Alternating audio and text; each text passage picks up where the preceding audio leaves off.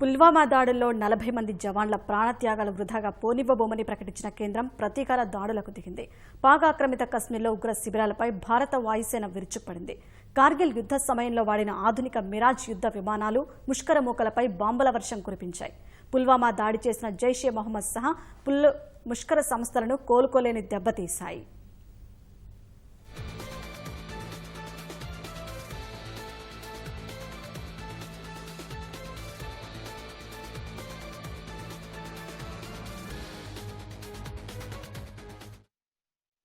బదులు తీర్చుకునే స్వేచ్ఛను సైనిక బలగాలకే వదిలిపెట్టినట్లు ప్రధాని మోదీ పదే పదే ప్రకటిస్తున్న సందర్భంలో భారత వైమానిక దళం తొలి అడుగు వేసింది.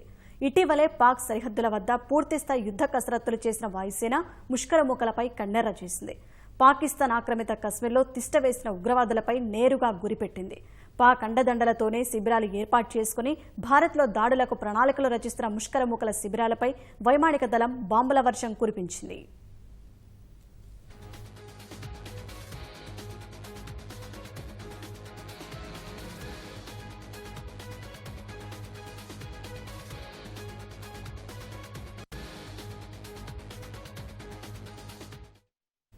ఉగ్రవాద సంస్థలు వాటి శిబిరాలపై నిఘా వర్గాలతో పూర్తిస్థాయి సమాచారం సేకరించిన భారత వైమానిక దళం తెల్లవారుజామున విరుచుకుపడింది.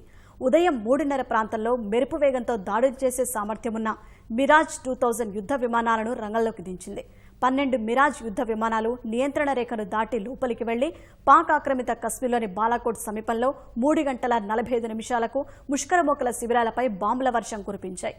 ముజఫరాబాద్ సమీపంలోని శిబిరాలపై 3 గంటల 48 నిమిషాలకు, చకోటి వద్ద 3 గంటల 58 నిమిషాలకు దాడులు చేశాయి. దాదాపు 1000 కిలోల బాంబులను జారవిడిచి ఉగ్ర శిబిరాలను నేలమట్టం చేసినట్లు వైమానిక దళం వెల్లడించినట్లు ఏఎన్ఐ వార్తా సంస్థ పేర్కొంది.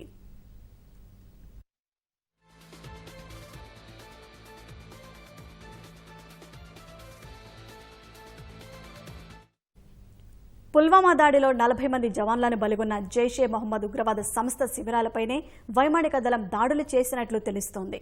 ఈ దాడిలో జైషే మొహమ్మద్ కంట్రోల్ రూమ్లు ధ్వంసమైనట్లు వాయుసేన వెల్లడించింది.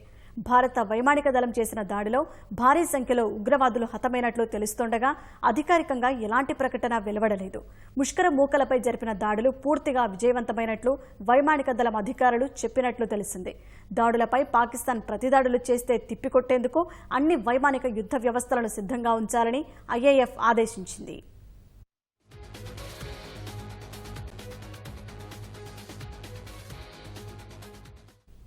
పుల్వామా ఘటన తరువాత దేశ భద్రతా రంగ సవాళ్లపై రక్షణ మంత్రి నిర్మలా సీతారామన్ నేతృత్వంలో ఢిల్లీలో 2 రోజుల సమీక్ష జరుగుతుండగానే దాడులు జరిగాయి.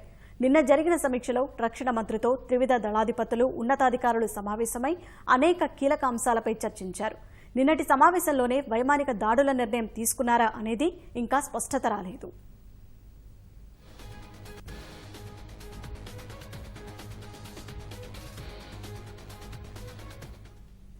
మరోవైపు భారత వైమానిక దళం కాల్పుల విరమణ ఒప్పందాన్ని ఉల్లంఘించిందని పాక్ సైన్యం ఆరోపించింది. తమ వాయుసేన ప్రతిదాడికి దిగడంతో భారత విమానాలు తిరిగి తమ భూభాగంలోకి వెళ్లిపోయాయని పేర్కొంది. తమ వైపు ఎలాంటి నష్టం జరగలేదని, ఎవరికీ గాయాలు కాలేదని వెల్లడించింది.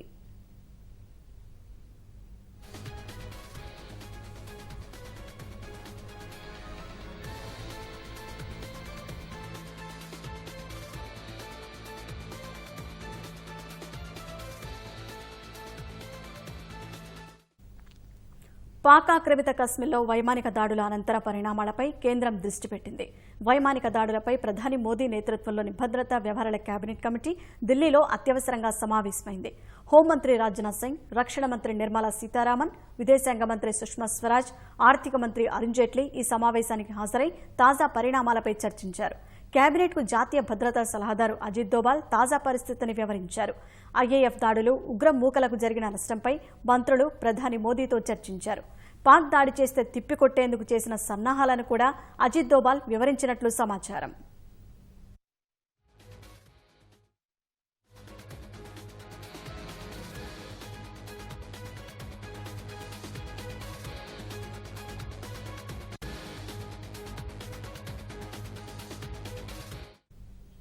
పాకిస్తాన్ ఆశ్రయమిచ్చిన ఉగ్రతండాలపై భారత దళాలు మెరుపుదాడులు చేయడంతో దాయాది దేశం అప్రమత్తమైంది.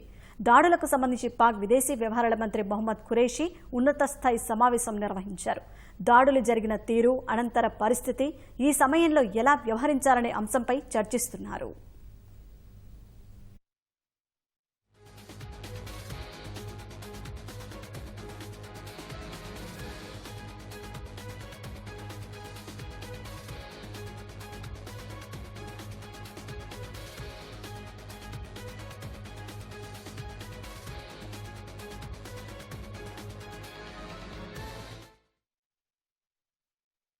అంటే మనకి భారతదేశానికి ఇటువంటి తరుణంలో మనం రెస్పాన్స్ చేస్తున్నాం అనేది చూపించడం చాలా ముఖ్యం.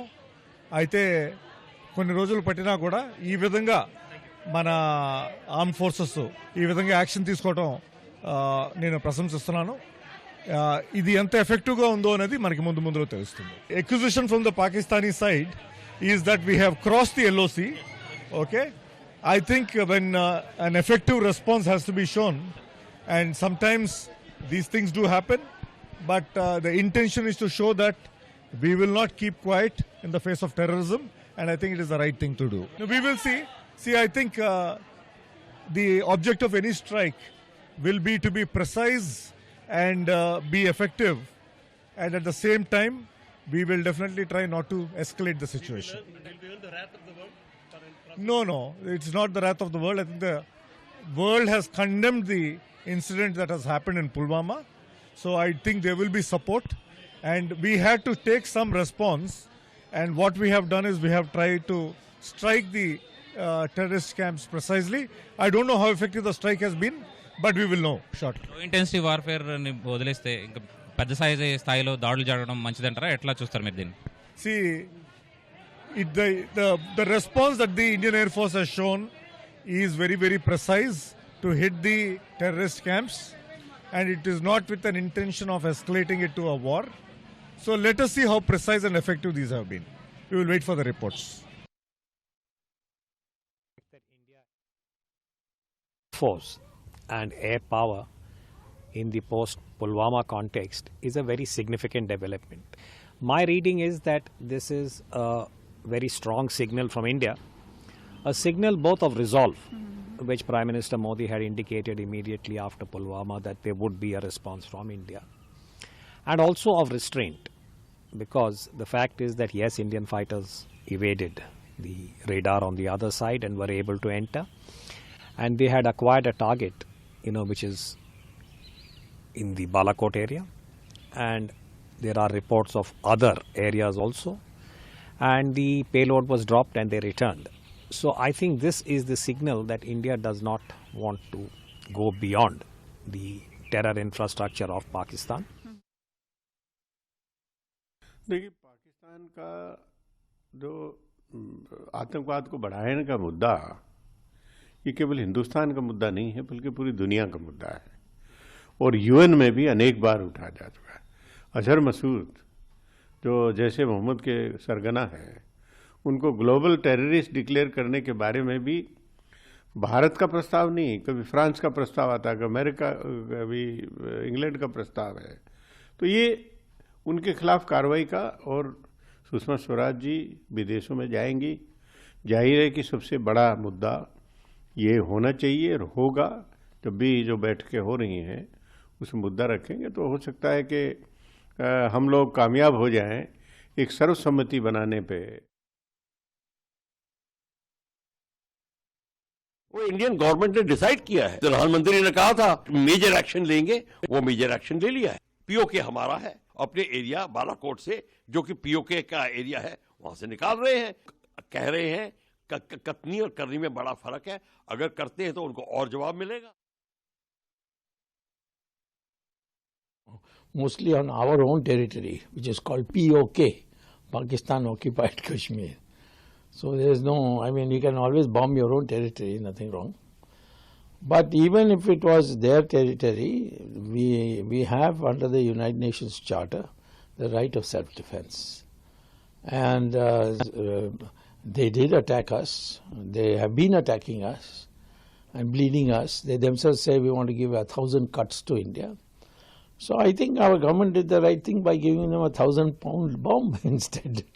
You see, but this is only a first step. I think our objective should be to break Pakistan into four, because it's an artificial union created out of Indian territory, and on top of that they are attacking us. We have been to war 4 times, and all the time all goody things were sitting on the table and losing. That's what has been our fate.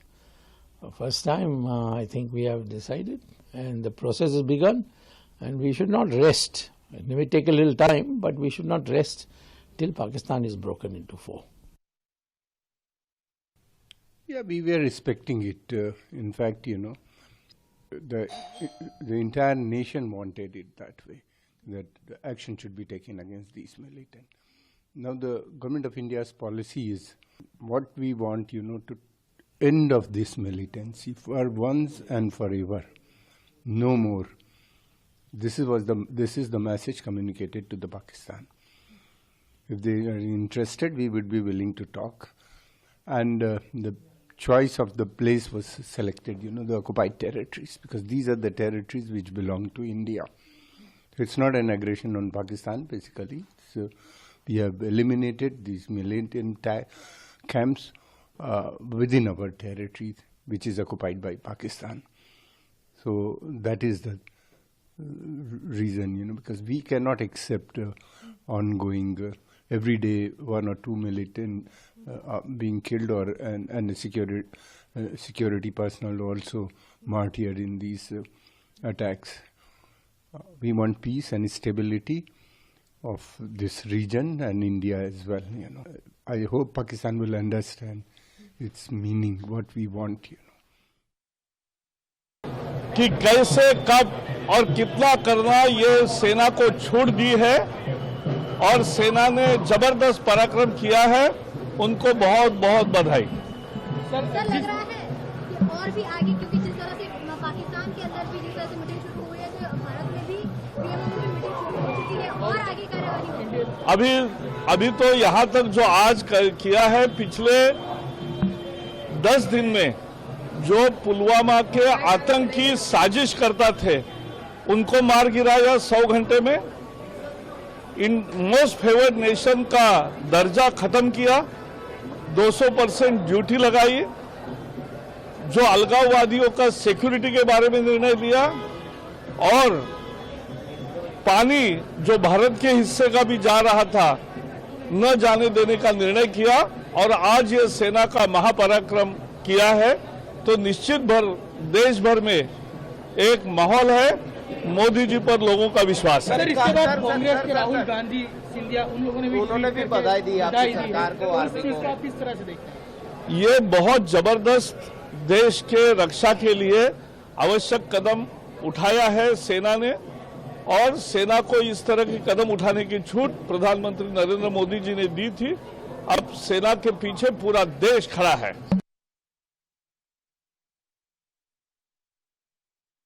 Chapter 7 of the United Nations Charter allows you self-defense. The United Nations Council has declared Jaish-e-Mohammed international terrorists, including Masood Azhar. I think the government of India decided they had the options from the armed forces. Army did surgical strikes, Air Force attack has gone and destroyed.